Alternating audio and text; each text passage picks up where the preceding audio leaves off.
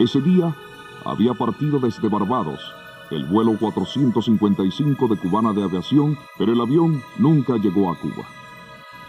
En él iban los miembros del equipo juvenil de esgrima de Cuba. Regresaban de Venezuela, donde acababan de obtener el campeonato centroamericano y del Caribe. A los 10 minutos de salir de Barbados, una explosión derribó el DC-8 de Cubana de Aviación. El atentado terrorista contra la aeronave de Cubana de Aviación que causó la muerte a 73 personas.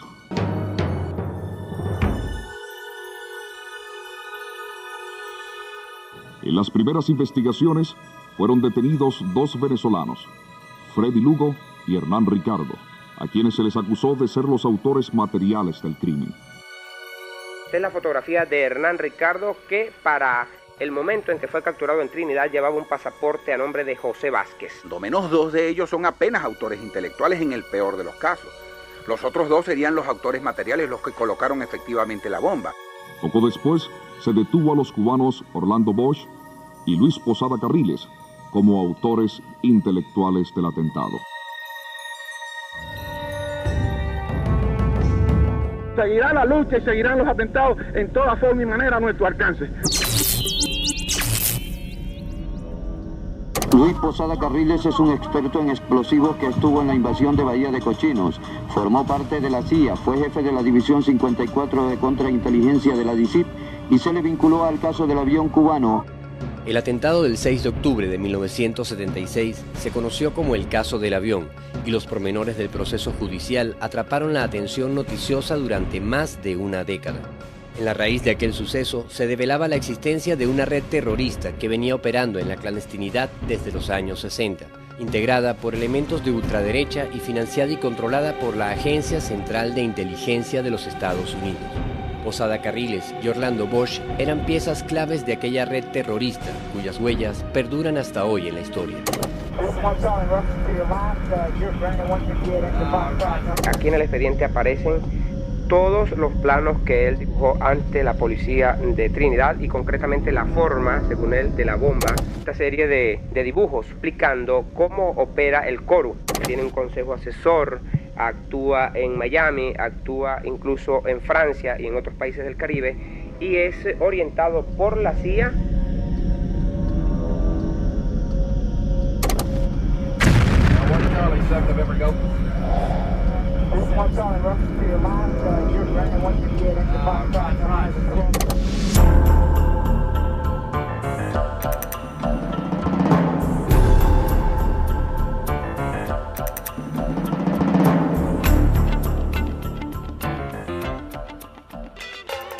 Miami es surf, playas, turismo y comercio, pero también se convirtió en el mayor centro mundial del terrorismo a partir de los años 60. A raíz del triunfo de la Revolución Cubana, muchas personas llegaron a sus costas. Entre esos cubanos se encontraban funcionarios de la policía del gobierno dictatorial de Fulgencio Batista, huyendo de los juicios que se seguían en Cuba por los crímenes cometidos. Uno de esos esbirros fue Posada Carriles, quien llega a Miami en febrero del año 1961. Su inmediata incorporación a las acciones de la Agencia Central de Inteligencia lo convertiría en una ficha clave para desarrollar operaciones terroristas por más de 40 años. Con diversas identidades, Posada Carriles recorrería América del Sur, escribiendo una desenfrenada historia de muerte y destrucción que aún permanece viva en la memoria de quienes lo conocieron, las víctimas de torturas y los familiares de presos asesinados a manos de ese terrorista. Testigos que hoy ofrecen su parte de la historia para reconstruir el mapa de los crímenes planificados por los gobiernos del norte y sus agencias de intervención.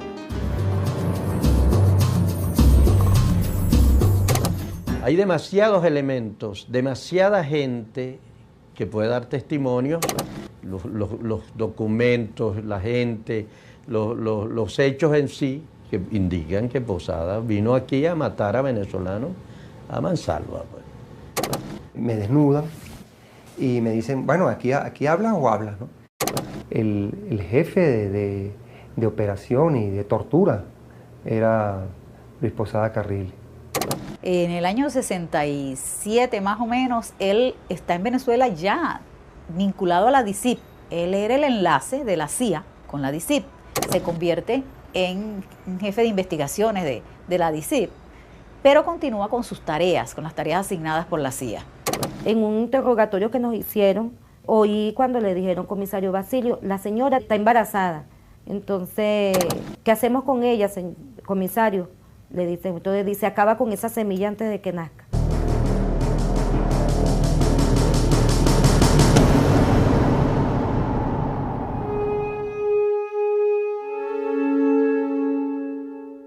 Para el gobierno de los Estados Unidos en plena Guerra Fría, Cuba era un peligroso ejemplo en la región, que además había nacionalizado empresas de capital norteamericano como la intocable United Fruit Company.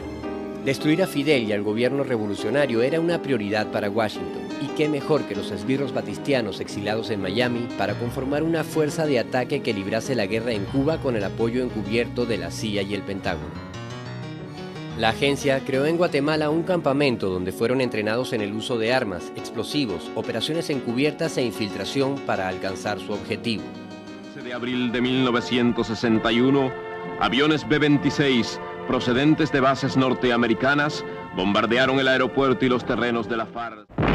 La primera avanzada de la Brigada 2506 partió hacia Cuba el 17 de abril de 1961, desembarcando en Playa Girón, donde fueron rápidamente derrotados. Posada Carriles no llegaría a desembarcar, salvándose de ser capturado y regresando a los Estados Unidos. El fracaso de la invasión a Cuba significó para la CIA un duro golpe al revelarse los detalles de su participación. La extensa experiencia del director de la agencia en derrocar gobiernos mediante acciones encubiertas no lo salvó del terremoto político que significó la derrota en Bahía de Cochinos. Allen Dulles sería despedido de su cargo y la CIA estrenaría nuevo director. John McCone incorporaría formalmente a la agencia a los mercenarios de la Brigada 2506. La incorporación de Posada Carriles al ejército y a la CIA quedaría registrada de su propio puño y letra en el libro que publicaría años más tarde. Me gradué de segundo teniente y me asignaron al mando de un pelotón compuesto por soldados americanos. Después de 2 años de estar en el ejército y de estar convencido de que no había ningún plan concreto, comencé a trabajar para la CIA. La mafia terrorista se convertía formalmente en un brazo más del intervencionismo norteamericano.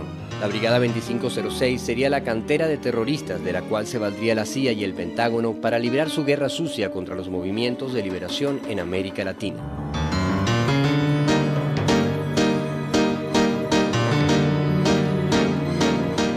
Inmediatamente después de Playa Girón, la administración de Kennedy comienza a preparar una gran operación subversiva, que ellos denominaron con el nombre código de la Operación Mangosta. ¿Qué pretendió la Operación Mangosta? Desatar la guerra civil en Cuba. Y te pongo un ejemplo. De enero a agosto de 1962 se realizaron en Cuba 5.870 actos terroristas. Asesinatos, incendios, bombas. Es decir, fue una gran acción, una gran guerra la que ellos trataron de desatar en Cuba, donde además estaba participando activamente la CIA, estaba participando el Departamento de Estado, estaba participando el Departamento de Comercio, es decir, los principales ministerios del gobierno norteamericano. Para llevar adelante la Operación Mangosta, la agencia creó bases operativas donde los mercenarios del exilio contarían con todas las facilidades para llevar adelante sus atentados. El sur de la Florida era el lugar perfecto de salida para las expediciones terroristas hacia Cuba. En Cayo Largo funcionó una de esas bases. Allí contaban con tráilers acondicionados como oficinas que en caso de necesidad podrían ser evacuadas rápidamente, surtidores de combustibles para las embarcaciones, generadores eléctricos, equipos de radar de alta tecnología instalados en lanchas acorazadas. El terrorismo Made in USA contaba con un arsenal de primera para librar su guerra particular en el Caribe.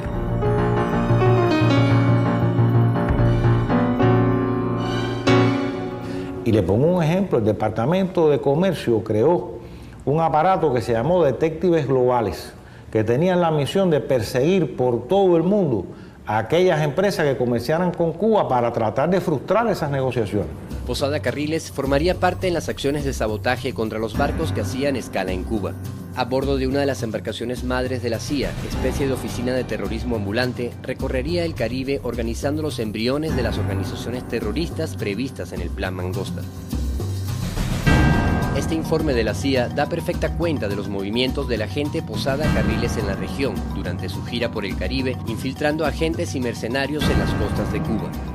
Fidel señala que al sur de la provincia de Pinar del Río, nuestros radares detectaron un barco de cierta dimensión y el movimiento de desembarco de otras embarcaciones más pequeñas.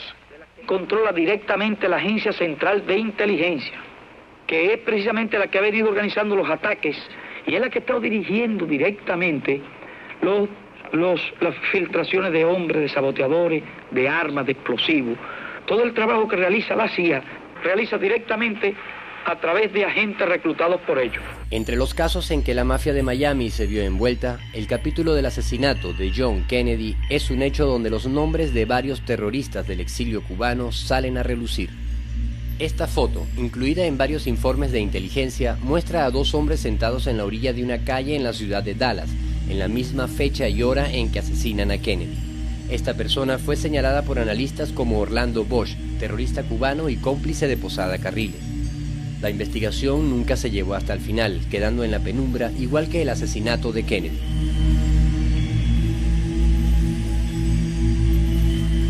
En el año 64, los comandos a los que pertenecía Posada Carriles realizan un atentado con mortero a la sede de las Naciones Unidas durante la visita del Che Guevara. Los explotados y vilipendiados de América Latina que han decidido empezar...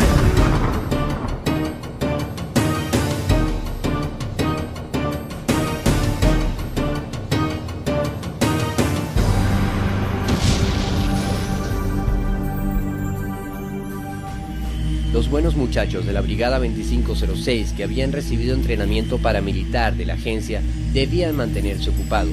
Tenerlos sin oficio no resultaba rentable ni seguro para el propio gobierno norteamericano. El peligro que representaban sería evidente en 1964, cuando Miami batiría el récord como la ciudad con más atentados explosivos del mundo. La ciudad de las playas, el turismo y el surf se convertía por obra y gracia de los cálculos de la CIA y la fiebre pirotécnica de sus muchachos en la capital mundial del terrorismo. Ese primer lugar se lo debía Miami en gran medida a un médico pediatra que años más tarde estaría involucrado en la voladura del avión de Cubana en Barbados, Orlando Bosch.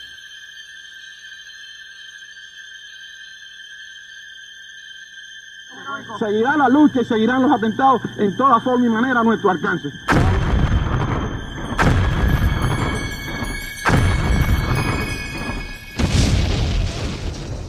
Uno de los atentados más sonoros ocurrió ese mismo año cuando Bosch dispara un cañonazo de bazooka contra un barco polaco estacionado en la bahía de Miami.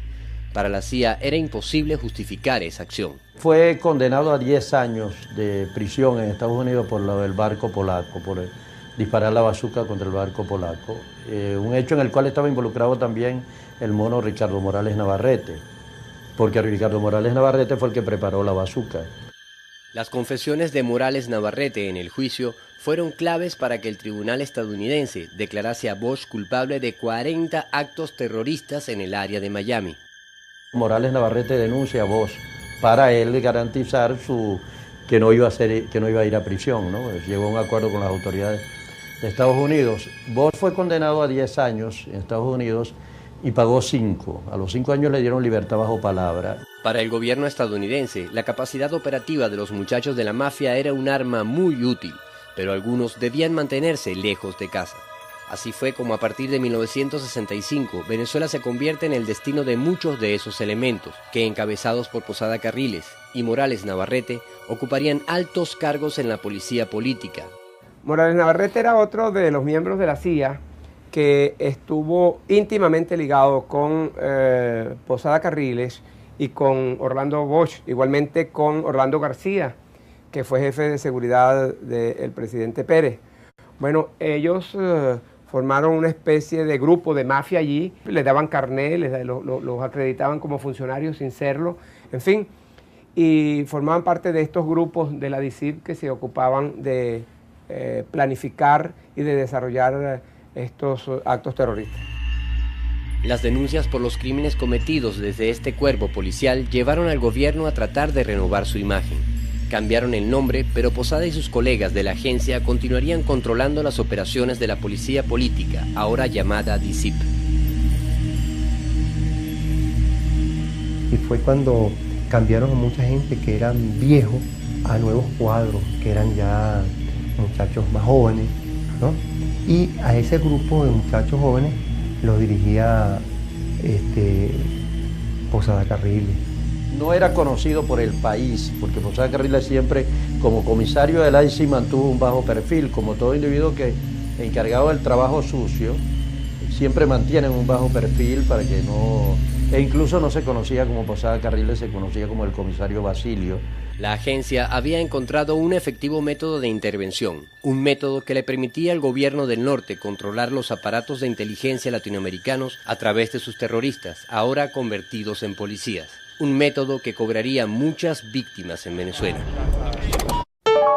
Las siglas de la Policía Política Venezolana fueron sinónimo de muerte, torturas y desapariciones en una época en que las operaciones estaban en manos de cubanos exiliados al servicio de la CIA. Jesús Marrero fue uno de los pocos sobrevivientes de las torturas realizadas por Posada Carriles en los sótanos de la tenebrosa DICIP. Él era jefe de eso, él era jefe. Uno no sabía, porque vas a saber tú cuál es la estructura que tenían ellos, pero uno por simple intuición y como veía que los otros le obedecían, él era el jefe de esa comisión, ¿no? La cual me detuvo a mí allá en Valencia y me trasladó aquí a los sótanos de los Chaguaramos. En este edificio de Caracas, ahora convertido en viviendas, funcionó la tenebrosa DICIP, policía política en tiempos que Posada Carriles era uno de sus jefes. Por estos pasillos fueron conducidos a una muerte por torturas decenas de venezolanos a manos de agentes como Posada Carriles. Ahí fue cuando conocí a el comisario Basilio, a Luis Posada Carriles.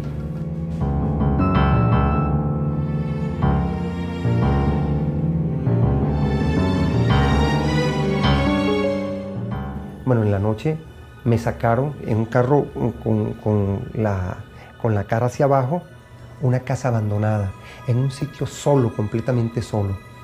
Y había un árbol a un lado, la casa estaba abandonada, no tenía como ni ventana, y había una cama grande, una cama donde fue que me amarraron. Me ponen unos cables en el pene me lo amarran, y me ponen otro cable aquí. Vieron dos cables. Y eso iba a una maquinita que le daban vuelta. Luego supe que es lo que llaman la tortura del teléfono, pues, que es un electromagneto que parece que te estuvieran dando 10.000, 100.000, 1.000.000 de carajazos aquí en el golpe. Eso lo hacían casi una noche sí, una noche no, los llevaban a uno, le daban carajazos. Ahí estuvimos durante 2 meses. El director era Remberto Uscati, pero el jefe de tortura era Luis Posada Carriles. Posada Carriles fue el jefe de la División de Operaciones de la DICIP.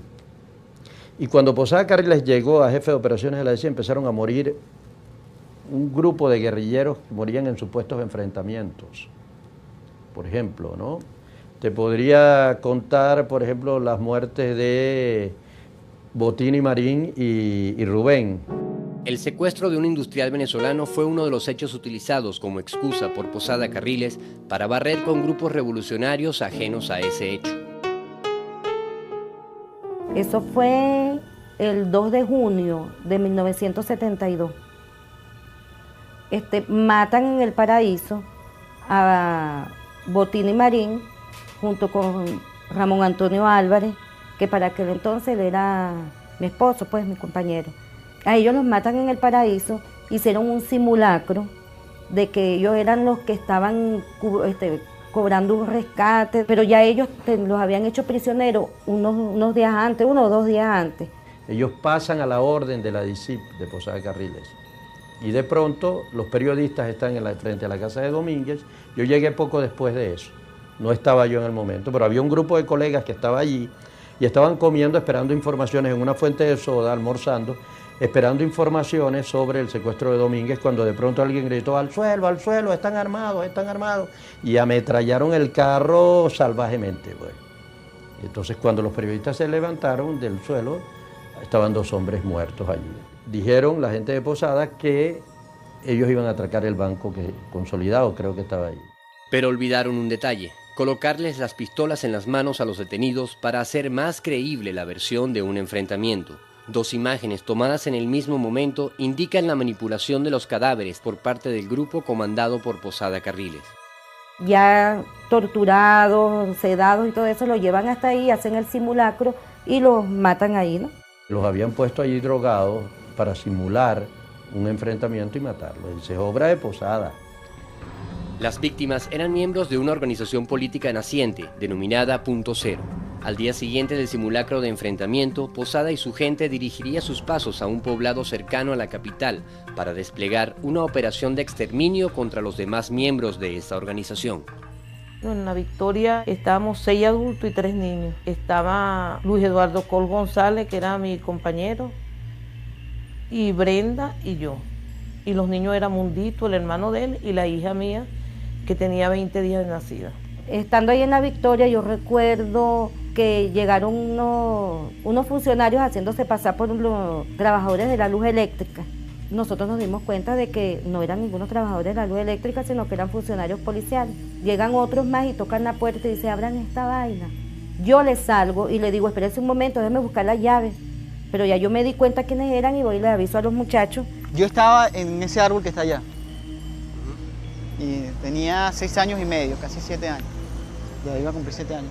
Mi otro hermano estaba viendo una comiquita en la televisión. Bueno, yo me acuerdo de las cosas más importantes. Es más, después los militares se metieron aquí.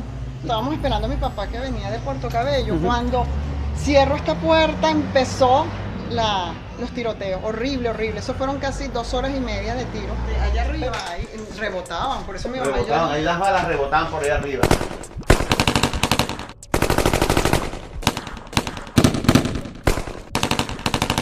Mi mamá le decía, por favor, láncese al piso, cuidado con los bebés, porque había unos bebés allí, las señoras tenían, no sé si eras tú. Sí. Exacto, entonces láncese Y al otra piso. niña que recién nació. El esposo de mi hermana, que también muere ahí, dice, vamos a hacer una pausa para salvar a los niños. El esposo de mi hermana decía, respeten la vida a ellas y a los niños. Cuando vamos saliendo, uno de los muchachos, el más jovencito, un español, le decíamos Fidel, él agarra a mi hermana y me agarra a mí y nos abraza. Francisco Acosta, que fue el que nos saca a nosotros acá y a las mujeres, él salió ileso, absolutamente ileso, no tenía ni un rasguño. Y Posada Carriles lo agarró, le dio un golpe por allá con la 9 milímetros niquelada que tenía y después le disparó en el cerebro porque la sangre nos bañó a todos. Hubo un funcionario que le dice, comisario, ¿qué hacemos con las mujeres y los niños? Le dijo, mátalos también. La gente que estaba ahí alrededor empiezan a pegar gritos, a gritarle asesino, no maten a las mujeres, no, los niños. Entonces ellos agredieron a los vecinos, tirándole bombas lacrimógenas y dándole plan y todo. Sí, sí. Aquí se juntó todo el pueblo de por acá y decían que no nos mataran. Pero en realidad, si no hubiese sido por esas personas y la comunidad, nosotros estuviéramos muertas. Ellos fueron los que nos salvaron la vida. Los periodistas ya no habían tomado la foto. Hay un recorte del periódico, de un periódico de los grandes, no sé si era Nacional o El Mundo o El Universal, algo así, que salgo yo con la niña así cargada. Que Freddy es el único que cae en combate y mi papá es herido. Cuando se lo sacan de aquí estaba vivo. Y el señor Posada Carriles y el ejército lo pateó aquí delante de todo el mundo, lo agarraron unos soldados, los agarraban por los pies y otros los agarraban por las manos y entonces los pateaban. Yo recuerdo porque yo traté de auxiliar a mi papá y a mí también me empujaron y no me dejaron auxiliarlo. O sea que ellos no tenían la más mínima ética con las personas que estaban rendidas, pues, o que ya no podían defenderse. En la DC de Maracay, bueno, ahí fue, como se dice, el Via Crucis. Ahí sí fuimos torturadas. Entonces me llevaron a un baño, tenían una bañera y estaba llena. Y entonces trataban de introducirme la cabeza, pero no lo terminaban de hacer, hasta que por fin vas a hablar. A mí me sacan a una hora para la casa para que reconociera los cadáveres. Iba el hombre ese que le decía el comisario Basilio, iba junto con ellos. El hombre llama al que me está interrogando, le hace como, ¡epa! Y le hace señas así, que quemara a la niña con el cigarro. Y era el mismo que yo había visto que le habían dicho el comisario Basilio. Entonces empezaron a quemarle las piernas con cigarro a la niña. 20 días de nacido. Me le tapaban la respiración así para ahogarla. Le ponían la pistola en la cabeza y le alaban así como el martillo, el cuto lo alaban, emitían ruido ellos con la boca, pues, para que yo pensara, bueno, para asustarme y eso. Sí recuerdo varias oportunidades que llamaban al comisario Basilio. Un funcionario que no era él me pregunta, ¿cuántos meses tiene de embarazo? Yo le digo 8. Entonces, ¿qué hacemos con ella, comisario? Le dicen, entonces dice, acaba con esa semilla antes de que nazca. Y así, entonces se voltea el funcionario y me dio una patada en el vientre. Y ahí, bueno, fue donde yo sentí, bueno, que en realidad esa patada fue la que mató a mi hijo en ese momento. Empecé a sangrar y ellos lo que hacían era reírse, más nada. Yo iba caminando, iba sangrando y botando líquido y ellos lo que hacían era reírse. O sea que esa orden la dio el comisario Basilio, que más adelante con los años sé yo que el mismo comisario Basilio era, o sea, es Posada Carriles.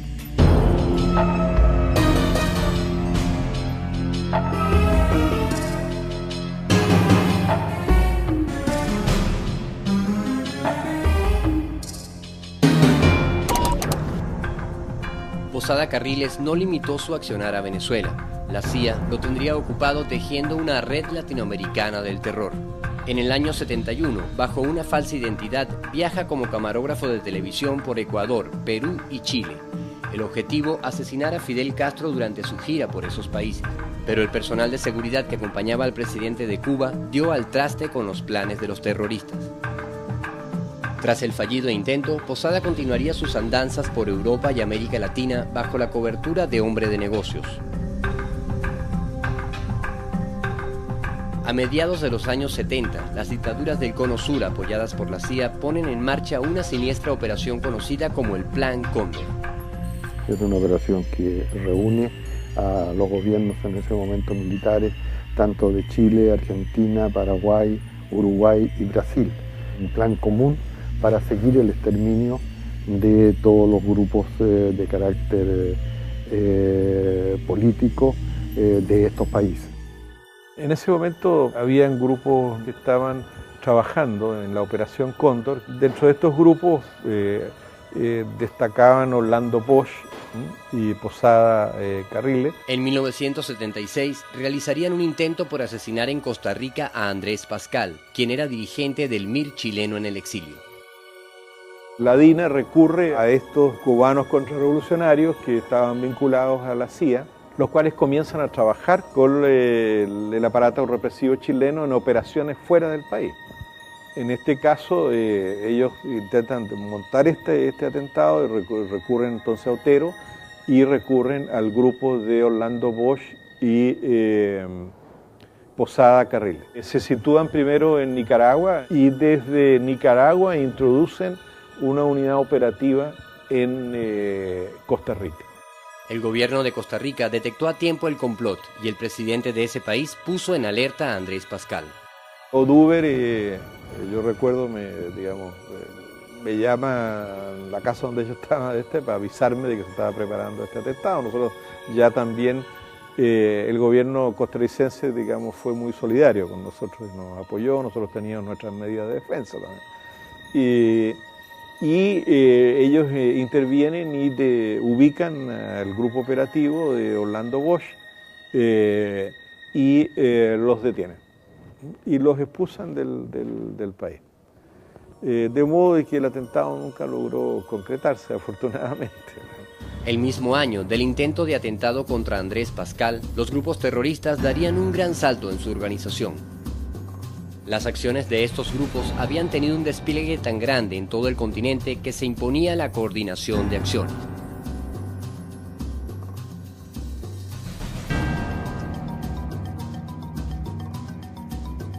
Entre el 12 y 13 de junio, en una población de República Dominicana, se celebra una reunión entre los representantes de 5 grupos terroristas. Orlando Bosch presidiría la reunión en representación del grupo Poder Cubano. De esa reunión nacería lo que se conoció como el CORU. Son las siglas de Coordinación de Organizaciones Revolucionarias Unidas. El CORU está explicado aquí, por quien lo conoce muy bien, que es el Buró Federal de Investigaciones de Estados Unidos. Este es uno de los documentos desclasificados por Estados Unidos. A estos terroristas cubanos, todos esos aparatos de la CIA estaban plenamente complicados en todas estas operaciones. ¿Qué papel cumplían estos grupos? Eran como las manos de la guerra sucia, la mano sucia de la guerra sucia. Eran varios grupos terroristas que aquellos relacionan, que se unen para coordinar sus acciones. Ahí discuten un listado de acciones que iban a llevar a cabo, quién la iba a hacer, cómo lo iban a hacer, etcétera, etcétera. Bosch se va a Chile, protegido por Pinochet, y es cuando planifican el asesinato de Orlando Letelier, que había sido canciller y ministro de la Defensa de Salvador Allende. Lo mandó a matar Pinochet. Él quería deshacerse de él porque era el principal, uno de los principales elementos en la solidaridad internacional con Chile, en la denuncia, etcétera, en particular en Estados Unidos, que era donde trabajaba él. La red terrorista que habían impulsado los gobiernos estadounidenses se había convertido en un monstruo cuyas acciones alcanzaban el propio territorio norteamericano. Una carga de C-4 instalada en el vehículo del canciller Orlando Letelier acababa con su vida y la de su asistente, la estadounidense Ronnie Moffitt.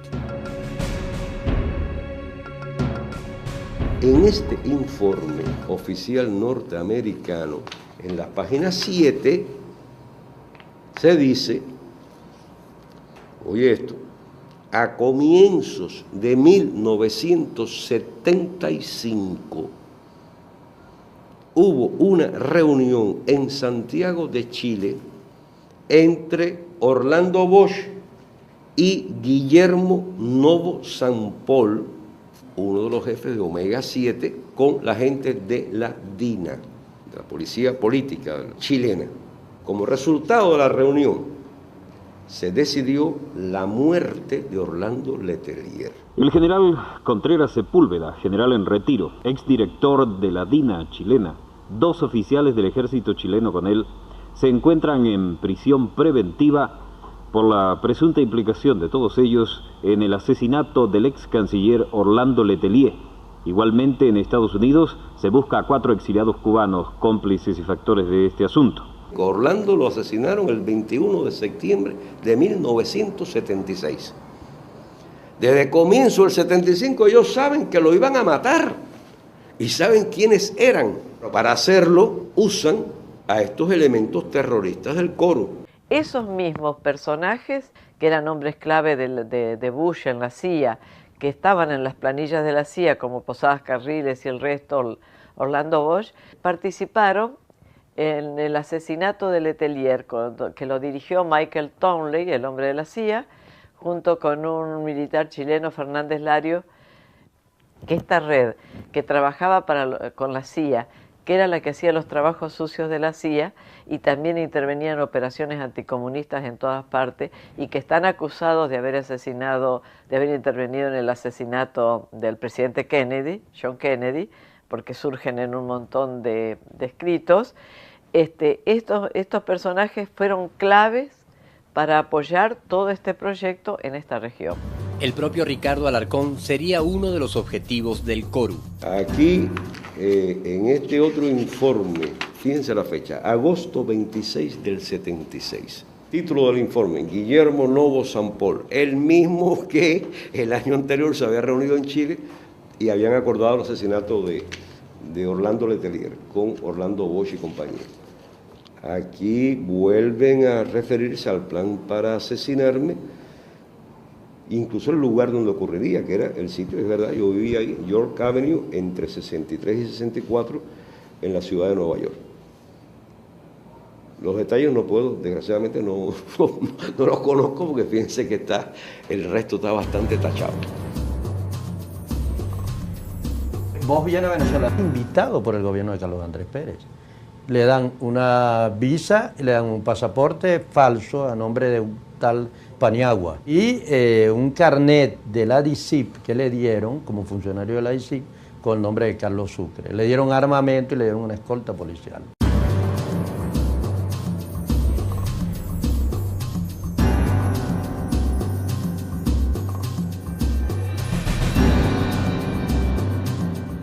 Ellos fueron a una reunión en la casa del médico Hildo Folgar, donde se comprometió Folgar a recoger $1.100 por persona, para recoger unos $100.000 para la causa de Bosch y Posada. Aquí puedes ver lo que dice acá arriba, con el águila y todo. Agencia Central de Inteligencia de los Estados Unidos. Aquí está, en este párrafo, lo que dijo Orlando Bosch. Dice, ahora que hemos tenido tan buen resultado con lo de Letelier, vamos a hacer algo más. Y Posada dijo, vamos a tocar un avión cubano, y Orlando tiene todos los detalles.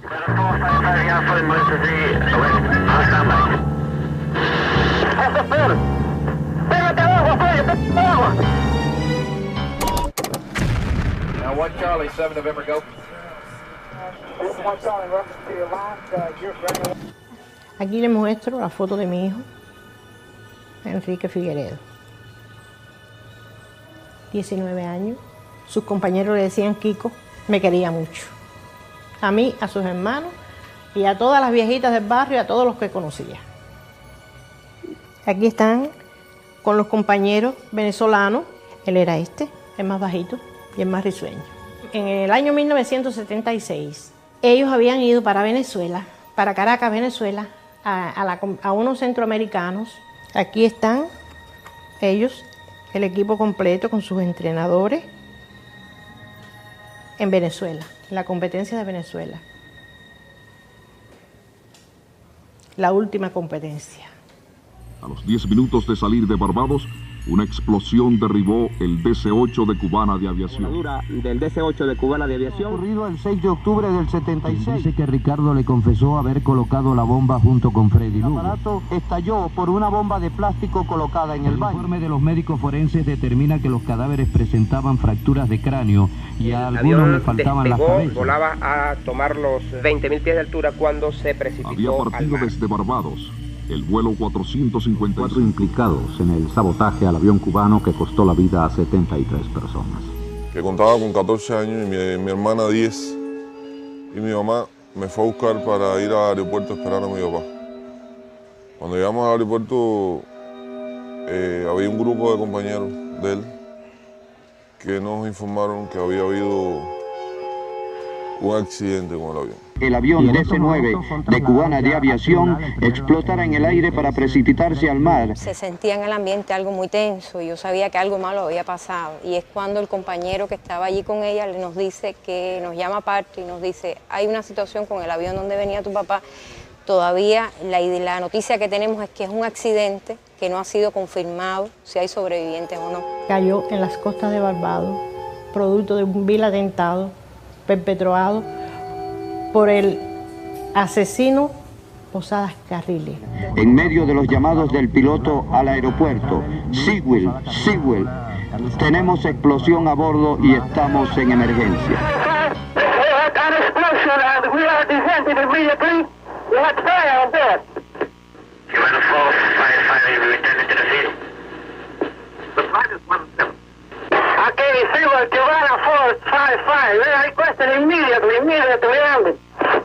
¡La puerta! ¡Cierren la puerta!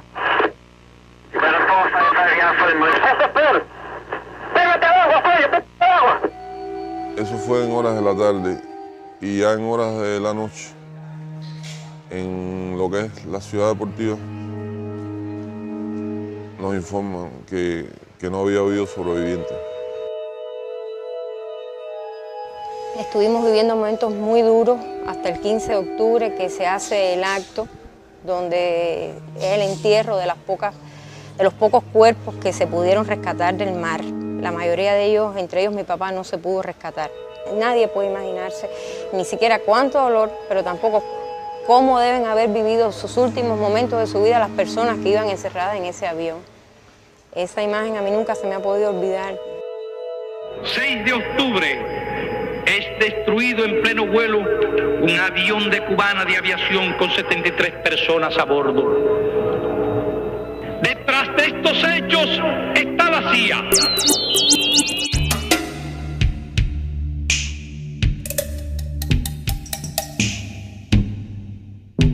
En las primeras investigaciones fueron detenidos 2 venezolanos, Freddy Lugo y Hernán Ricardo, a quienes se les acusó de ser los autores materiales del crimen. Hernán Ricardo tenía este pasaporte venezolano a nombre de José Vázquez García. Por supuesto, un pasaporte falsificado, otorgado en la Dirección de Identificación, por supuesto con algún contacto que tenía Ricardo en la oficina de investigaciones donde trabajaba junto con Posada Carriles. Esta es la fotografía de Freddy Lugo, el fotógrafo de la cadena Capriles, que fue detenido junto con Hernán Ricardo. Ellos dos están acusados como los autores materiales de esta voladura del avión. Yo los conocí, ellos eran fotógrafos, trabajaron conmigo en el periódico El Mundo, pero eran unos muchachos que uno no se imaginaba que podían estar en una actividad de ese tipo. No se lo puede imaginar como puedo estar yo. Yo puedo estar haciendo reportajes, lo que tú puedo estar haciendo un trabajo de inteligencia. Les hablábamos hace pocos momentos de las confesiones de Hernán Ricardo. Pues bien, aquí en el expediente aparecen todos los planos que él dibujó ante la policía de Trinidad y concretamente la forma, según él, de la bomba que fue colocada en el avión que hizo estallar la aeronave. Esta serie de dibujos corresponden a Hernán Ricardo explicando cómo opera el CORU, el organismo que en Bélgica tiene un consejo asesor, actúa en Miami, actúa incluso en Francia y en otros países del Caribe, y es orientado por la CIA, y el máximo dirigente, según esa confesión, es Orlando Bosch Ávila, en esa foto cuando fue capturado por la DICIP. El auto de detención contra es el de la autoría intelectual de la voladura de este avión. Una periodista venezolana conoció a los autores del atentado muy de cerca. Que yo llego al cuartel San Carlos a visitar a Freddy Lugo, que era un ex compañero de trabajo de la revista Página. Freddy Lugo es fotógrafo, era fotógrafo entonces, y yo era redactora de la revista Página. Yo siempre trabajé vinculada a la cadena Capriles. Él estaba involucrado, pero yo no creía que era culpable. Yo simplemente fui a visitarlo por solidaridad y a buscar también información de qué pasaba, qué tenía él que ver con el avión cubano. Yo a Posada Carriles lo conocía, sabía de él de antes, porque este es un hombre que desde los años 60 estaba aquí en Venezuela, yo sabía de él, yo sabía quién era. Con Orlando Bosch personalmente lo conocí en el cuartel San Carlos. Y él, cuando supo que yo era periodista, él que siempre tenía muchas ansias de salir en el periódico, de declarar, hombre grandilocuente. Entonces el hombre se acercó mucho a mí y siempre me estaba contando, siempre quería contarme. Y bueno, fue de esta manera como yo conocí sus crímenes y como él me dijo también que voló el avión cubano. Él no tenía pensado decírmelo de ninguna manera. Es obvio que lo traicionó su ira, su rabia. Y estaba despotricando ese día que yo llegué ahí al cuartel San Carlos, a su celda, diciendo que cómo era posible que su lucha había sido una lucha mucho más de frente contra el régimen, que este Uber Matos no tenía, dijo la vulgaridad ahí, no tenía tú sabes, para poner un avión, para tumbar un avión con comunistas adentro como yo lo hice y como lo puedo y lo puedo seguir haciendo. ¿Te dijo a ti? A mí. Yo me quedé helada en el sitio, agarrada a la silla donde estaba sentada porque yo creí que me daba algo. Yo no podía creer. Así mismo. Tumbar un avión con comunistas adentro.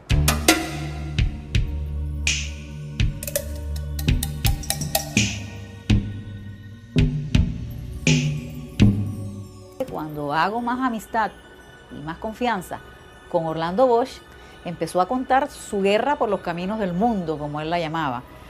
Empezó a hablar de sus muertos, empezó a hablar de los asesinatos, empezó a hablar de todos los funcionarios diplomáticos cubanos que habían matado en distintos países, hablar de cómo participaron en el asesinato de Letelier, hablar cómo tuvieron que ver con el asesinato de Prats y su esposa.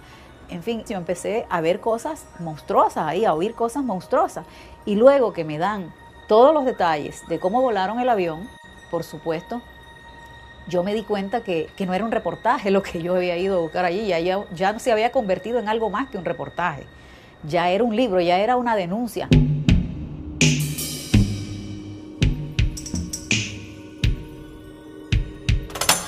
En mi libro, Pusimos la bomba y qué, yo explico todo lo que yo oí allí. Verdaderamente valiente, porque tú sabes que Alicia, tal como nos narra ahí, se metió en la cueva de todo el equipo que cometió el atentado, de los planificadores intelectuales hasta los planificadores materiales. Efectivamente sí, yo tuve una experiencia muy dura, muy desagradable. Yo fui víctima de lo que hoy en día llaman guerra mediática, ¿no? A mí se me trató de destruir moralmente, profesionalmente, se me calumnió, se dijo de todo, entre otras cosas, se me catalogó como traidora a la patria. Tú sabes que quien se mete con estos intocables siempre tiene que cuidarse, porque siempre estás amenazada. Pero bueno, la verdad está por encima de cualquier miedo. El historial terrorista de Posada Carriles no acabaría allí. De igual modo, Miami se perpetuó a través del tiempo como un paraíso para los terroristas que, financiados y amparados por el gobierno del norte, continuarían sus acciones en la región. Arriba, la gente de Venezuela, ese alineamiento, avanzando, a poco a poco, mantiendo el alineamiento. Venezolana, entra un poquito más. Número 2.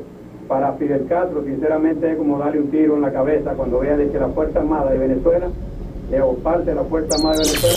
Tenemos certeza de que el batallón o los batallones de mercenarios que dirige Posada Carriles han estado elaborando planes de magnicidio, no solo en Cuba, ahora aquí en Venezuela también.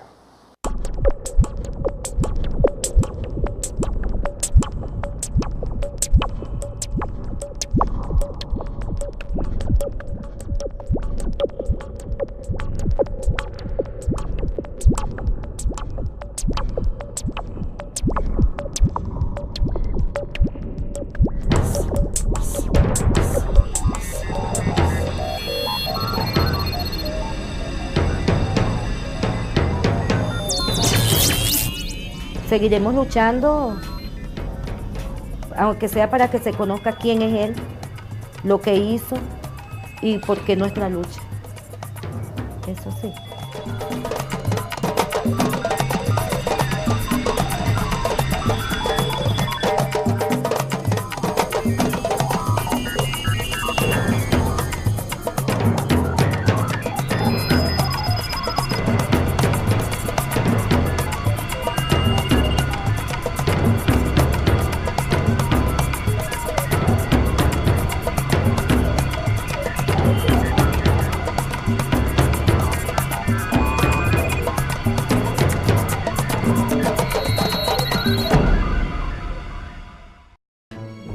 Él era jefe de eso, él era jefe. Uno no sabía, porque vas a saber tú cuál es la estructura que tenían ellos, pero uno digamos, por simple intuición y como veía que los otros le obedecían, él era el jefe de esa comisión, pues, ¿no?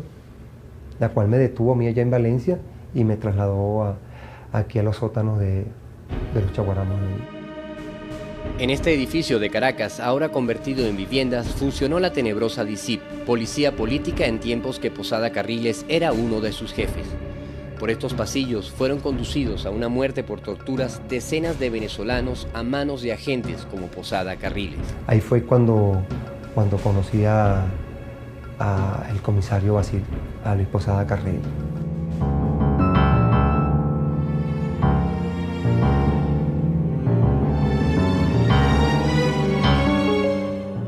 Bueno, en la noche me sacaron en un carro con la cara hacia abajo, una casa abandonada, en un sitio solo, completamente solo. Y había un árbol a un lado, la casa estaba abandonada, no tenían como ni ventana, y había una cama grande, una cama donde fue que me amarraron. Me ponen unos cables en el pene me lo amarran, y me ponen otro cable aquí. Vieron 2 cables, y eso iba a una maquinita que le daban vuelta. Luego supe que es lo que llaman la tortura del teléfono, pues, que es un electromagneto que parece que te estuvieran dando 10.000, 100.000, 1 millón de carajazos aquí en el golpe. Eso lo hacían Casi una noche sí, una noche no, los llevaban a uno, le daban carajazos. Ahí estuvimos durante 2 meses. El director era Remberto Cati, pero el jefe de tortura era Luis Posada Carriles. Posada Carriles fue el jefe de la División de Operaciones de la DICIP. Y cuando Posada Carriles llegó a jefe de operaciones de la DICIP, empezaron a morir un grupo de guerrilleros que morían en supuestos enfrentamientos. Por ejemplo, ¿no? Te podría contar, por ejemplo, las muertes de Botín y Marín y Rubén. El secuestro de un industrial venezolano fue uno de los hechos utilizados como excusa por Posada Carriles para barrer con grupos revolucionarios ajenos a ese hecho. Eso fue el 2 de junio de 1972. Matan en el Paraíso a Botín y Marín junto con Ramón Antonio Álvarez, que para aquel entonces él era mi esposo, pues mi compañero. A ellos los matan en el Paraíso, hicieron un simulacro de que ellos eran los que estaban cobrando un rescate, pero ya ellos los habían hecho prisioneros unos días antes, 1 o 2 días antes. Ellos pasan a la orden de la DICIP de Posada Carriles. Y de pronto los periodistas están frente a la casa de Domínguez. Yo llegué poco después de eso. No estaba yo en el momento, pero había un grupo de colegas que estaba allí y estaban comiendo, esperando informaciones en una fuente de soda, almorzando, esperando informaciones sobre el secuestro de Domínguez, cuando de pronto alguien gritó: al suelo, están armados, y ametrallaron el carro salvajemente. Bueno. Y entonces cuando los periodistas se levantaron del suelo, estaban 2 hombres muertos allí. Dijeron la gente de Posada que ellos iban a atracar el banco consolidado, creo que estaba ahí. Pero olvidaron un detalle: colocarles las pistolas en las manos a los detenidos para hacer más creíble la versión de un enfrentamiento. 2 imágenes tomadas en el mismo momento indican la manipulación de los cadáveres por parte del grupo comandado por Posada Carriles. Ya batería el récord como la ciudad con más atentados explosivos del mundo. La ciudad de las playas, el turismo y el surf se convertía por obra y gracia de los cálculos de la CIA y la fiebre pirotécnica de sus muchachos en la capital mundial del terrorismo. Ese primer lugar se lo debía Miami en gran medida a un médico pediatra que años más tarde estaría involucrado en la voladura del avión de Cubana en Barbados, Orlando Bosch.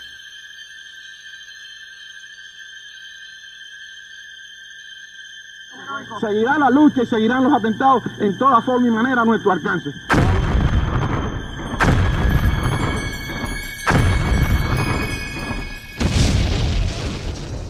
Uno de los atentados más sonoros ocurrió ese mismo año cuando Bosch dispara un cañonazo de bazooka contra un barco polaco estacionado en la bahía de Miami. Para la CIA era imposible justificar esa acción. Fue condenado a 10 años de prisión en Estados Unidos por lo del barco polaco, por disparar la bazooka contra el barco polaco. Un hecho en el cual estaba involucrado también el mono Ricardo Morales Navarrete, porque Ricardo Morales Navarrete fue el que preparó la bazooka. Las confesiones de Morales Navarrete en el juicio fueron claves para que el tribunal estadounidense declarase a Bosch culpable de 40 actos terroristas en el área de Miami. Morales Navarrete denuncia a Bosch para él garantizar que no iba a ir a prisión, ¿no? Llegó a un acuerdo con las autoridades de Estados Unidos. Bosch fue condenado a 10 años en Estados Unidos y pagó 5. A los 5 años le dieron libertad bajo palabra. Para el gobierno estadounidense, la capacidad operativa de los muchachos de la mafia era un arma muy útil, pero algunos debían mantenerse lejos de casa. Así fue como a partir de 1965, Venezuela se convierte en el destino de muchos de esos elementos, que encabezados por Posada Carriles y Morales Navarrete, ocuparían altos cargos en la policía política. Morales Navarrete era otro de los miembros de la CIA que estuvo íntimamente ligado con Posada Carriles y con Orlando Bosch, igualmente con Orlando García, que fue jefe de seguridad del presidente Pérez. Bueno, ellos formaron una especie de grupo de mafia allí, les daban carné, los acreditaban como funcionarios sin serlo, en fin, y formaban parte de estos grupos de la DICIP que se ocupaban de planificar y de desarrollar estos actos terroristas. Las denuncias por los crímenes cometidos desde este cuerpo policial llevaron al gobierno a tratar de renovar su imagen. Cambiaron el nombre, pero Posada y sus colegas de la agencia continuarían controlando las operaciones de la policía política, ahora llamada DICIP. Y fue cuando cambiaron a mucha gente que eran viejos a nuevos cuadros, que eran ya muchachos más jóvenes, ¿no? Y a ese grupo de muchachos jóvenes lo dirigía Posada Carriles. No era conocido por el país, porque Posada Carriles siempre, como comisario del IC, mantuvo un bajo perfil, como todo individuo que encargado del trabajo sucio, siempre mantienen un bajo perfil para que no... E incluso no se conocía como Posada Carriles, se conocía como el comisario Basilio. La agencia había encontrado un efectivo método de intervención, un método que le permitía al gobierno del norte controlar los aparatos de inteligencia latinoamericanos a través de sus terroristas, ahora convertidos en policías. Un método que cobraría muchas víctimas en Venezuela. Las siglas de la Policía Política Venezolana fueron sinónimo de muerte, torturas y desapariciones en una época en que las operaciones estaban en manos de cubanos exiliados al servicio de la CIA. Jesús Marrero fue uno de los pocos sobrevivientes de las torturas realizadas por Posada Carriles en los sótanos de la tenebrosa DICIP. Guerra civil en Cuba. Y te pongo un ejemplo. De enero a agosto de 1962 se realizaron en Cuba 5.870 actos terroristas. Asesinatos, incendios, bombas. Es decir, fue una gran acción, una gran guerra la que ellos trataron de desatar en Cuba, donde además estaba participando activamente la CIA, estaba participando el Departamento de Estado, estaba participando el Departamento de Comercio, es decir, los principales ministerios del gobierno norteamericano. Para llevar adelante la Operación Mangosta, la agencia creó bases operativas donde los mercenarios del exilio contarían con todas las facilidades para llevar adelante sus atentados. El sur de la Florida era el lugar perfecto de salida para las expediciones terroristas hacia Cuba. En Cayo Largo funcionó una de esas bases. Allí contaban con tráilers acondicionados como oficinas que en caso de necesidad podrían ser evacuadas rápidamente, surtidores de combustibles para las embarcaciones, generadores eléctricos, equipos de radar de alta tecnología instalados en lanchas acorazadas. El terrorismo Made in USA contaba con un arsenal de primera para librar su guerra particular en el Caribe.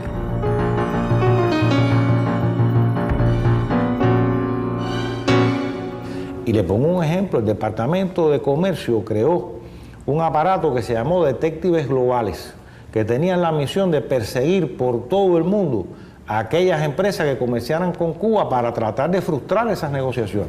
Posada Carriles formaría parte en las acciones de sabotaje contra los barcos que hacían escala en Cuba. A bordo de una de las embarcaciones madres de la CIA, especie de oficina de terrorismo ambulante, recorrería el Caribe organizando los embriones de las organizaciones terroristas previstas en el Plan Mangosta. Este informe de la CIA da perfecta cuenta de los movimientos del agente Posada Carriles en la región durante su gira por el Caribe, infiltrando agentes y mercenarios en las costas de Cuba. Fidel señala que al sur de la provincia de Pinar del Río, nuestros radares detectaron un barco de cierta dimensión y el movimiento de desembarco de otras embarcaciones más pequeñas. Controla directamente la Agencia Central de Inteligencia, que es precisamente la que ha venido organizando los ataques y es la que está dirigiendo directamente las filtraciones de hombres, de saboteadores, de armas, de explosivos.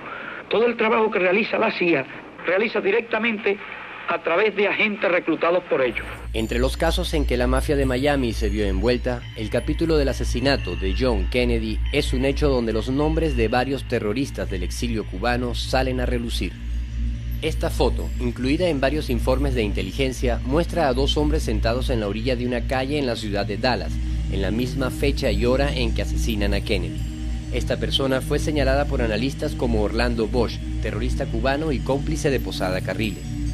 La investigación nunca se llevó hasta el final, quedando en la penumbra, igual que el asesinato de Kennedy.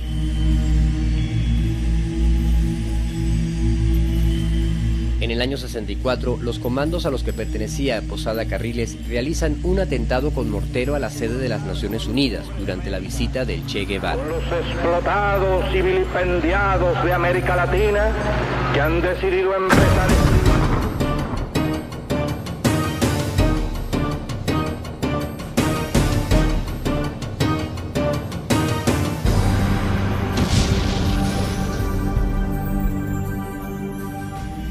los buenos muchachos de la Brigada 2506 que habían recibido entrenamiento paramilitar de la agencia debían mantenerse ocupados.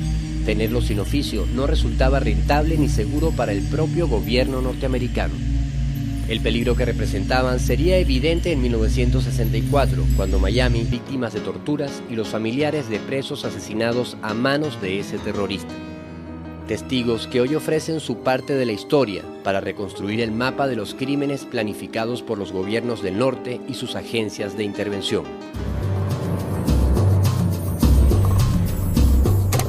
Hay demasiados elementos, demasiada gente que puede dar testimonio, los documentos, la gente, los hechos en sí, que indican que Posada vino aquí a matar a venezolanos a mansalva. Pues.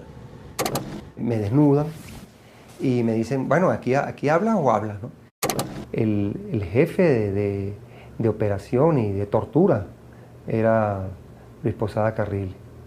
En el año 67 más o menos, él está en Venezuela ya vinculado a la DICIP. Él era el enlace de la CIA con la DICIP. Se convierte en jefe de investigaciones de la DICIP, pero continúa con sus tareas, con las tareas asignadas por la CIA. En un interrogatorio que nos hicieron, oí cuando le dijeron, comisario Basilio, la señora está embarazada. Entonces, ¿qué hacemos con ella, comisario? Le dicen, entonces dice, acaba con esa semilla antes de que nazca.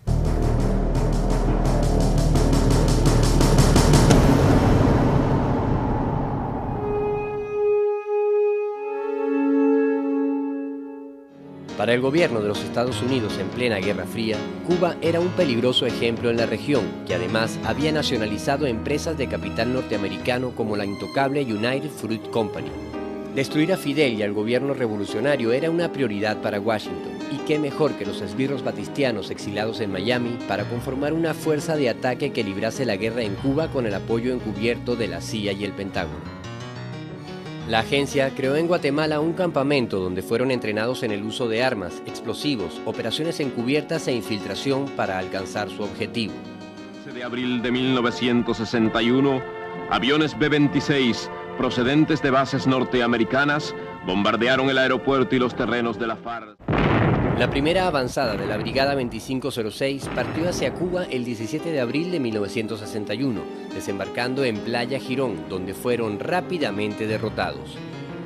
Posada Carriles no llegaría a desembarcar, salvándose de ser capturado y regresando a los Estados Unidos. El fracaso de la invasión a Cuba significó para la CIA un duro golpe al revelarse los detalles de su participación. La extensa experiencia del director de la agencia en derrocar gobiernos mediante acciones encubiertas no lo salvó del terremoto político que significó la derrota en Bahía de Cochinos. Allen Dulles sería despedido de su cargo y la CIA estrenaría nuevo director. John McCone incorporaría formalmente a la agencia a los mercenarios de la Brigada 2506. La incorporación de Posada Carriles al ejército y a la CIA quedaría registrada de su propio puño y letra en el libro que publicaría años más tarde. Me gradué de segundo teniente y me asignaron al mando de un pelotón compuesto por soldados americanos. Después de 2 años de estar en el ejército y de estar convencido de que no había ningún plan concreto, comencé a trabajar para la CIA. La mafia terrorista se convertía formalmente en un brazo más del intervencionismo norteamericano. La Brigada 2506 sería la cantera de terroristas de la cual se valdría la CIA y el Pentágono para librar su guerra sucia contra los movimientos de liberación en América Latina.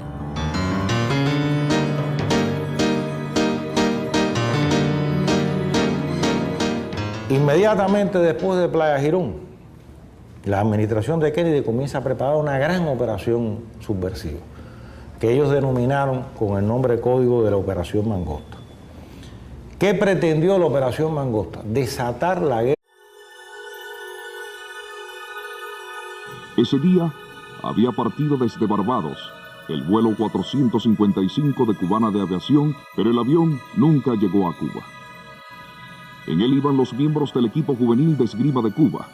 Regresaban de Venezuela, donde acababan de obtener el campeonato centroamericano y del Caribe.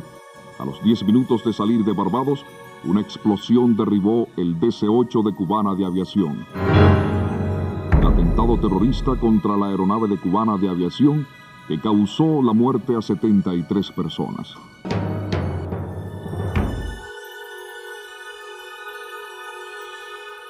En las primeras investigaciones fueron detenidos 2 venezolanos, Freddy Lugo y Hernán Ricardo, a quienes se les acusó de ser los autores materiales del crimen. Esta es la fotografía de Hernán Ricardo, que para el momento en que fue capturado en Trinidad llevaba un pasaporte a nombre de José Vázquez. Lo menos 2 de ellos son apenas autores intelectuales en el peor de los casos. Los otros 2 serían los autores materiales, los que colocaron efectivamente la bomba. Poco después se detuvo a los cubanos Orlando Bosch y Luis Posada Carriles como autores intelectuales del atentado. Seguirá la lucha y seguirán los atentados en toda forma y manera a nuestro alcance. Luis Posada Carriles es un experto en explosivos que estuvo en la invasión de Bahía de Cochinos. Formó parte de la CIA, fue jefe de la División 54 de Contrainteligencia de la DICIP y se le vinculó al caso del avión cubano.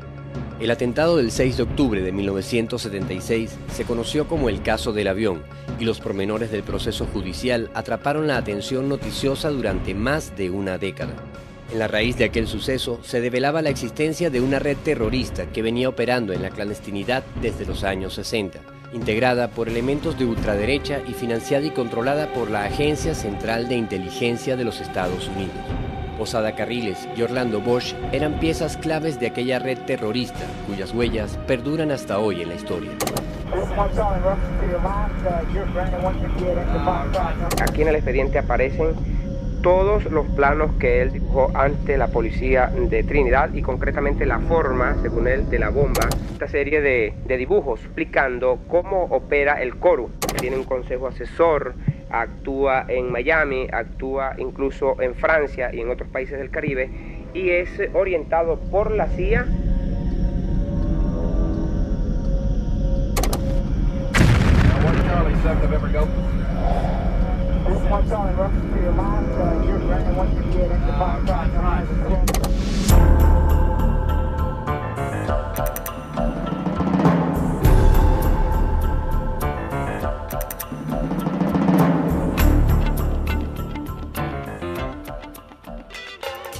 Miami es surf, playas, turismo y comercio, pero también se convirtió en el mayor centro mundial del terrorismo a partir de los años 60. A raíz del triunfo de la Revolución Cubana, muchas personas llegaron a sus costas. Entre esos cubanos se encontraban funcionarios de la policía del gobierno dictatorial de Fulgencio Batista, huyendo de los juicios que se seguían en Cuba por los crímenes cometidos. Uno de esos esbirros fue Posada Carriles, quien llega a Miami en febrero del año 1961. Su inmediata incorporación a las acciones de la Agencia Central de Inteligencia lo convertiría en una ficha clave para desarrollar operaciones terroristas por más de 40 años. Con diversas identidades, Posada Carriles recorrería América del Sur, escribiendo una desenfrenada historia de muerte y destrucción que aún permanece viva en la memoria de quienes lo conocieron.